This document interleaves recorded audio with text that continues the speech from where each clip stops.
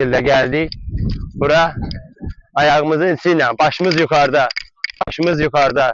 Başımız yukarıda. Yavaş yavaş ayağımızın sol üstü. Başımız her zaman sağa sola bakır. Belə futbolcu olmaz. Baş yukarıda bak.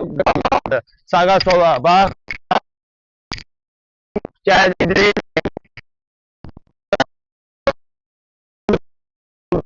Bak.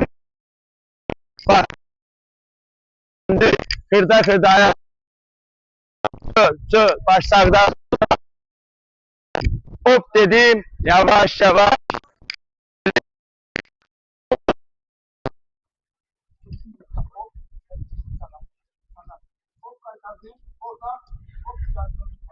Hop. Ayağımızın içinde. Başımızı sağa sola. Ay sağ ol. Bak top bitirme. Hop. Gitti. Aferin. Aferin. Başımız sağa sola. Başımız sağa sola. Hemen bakma. Bak. Hop. Sağ ayak. Sağ ayak. Aferin. Aferin. Yaxşı. Əlasan. Hə, başın sağa sola. Aferin. Hə. Elden bir de aldım, istediğim pası aldım sonra. Buradan siz like siz like hadi. Hop.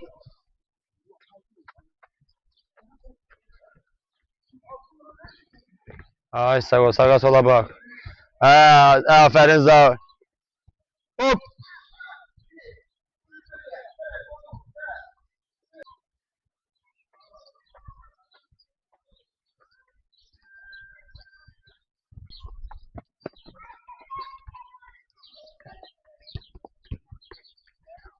Hop.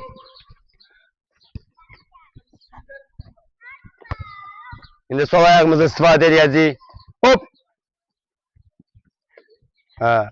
Sol ayak. Dava gitti. Aferin. Ha, yavaş yavaş. Ha, aferin. Ha. Hop.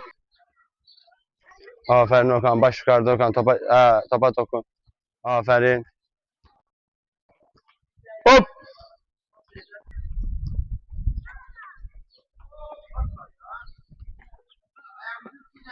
Hop. Sol ayakla. Ha, çölüyle. Ha, yavaş yavaş. Kırda kırda. Ha, sağa sola bak. Ha. Sağa sola bak. Ay sağ ol.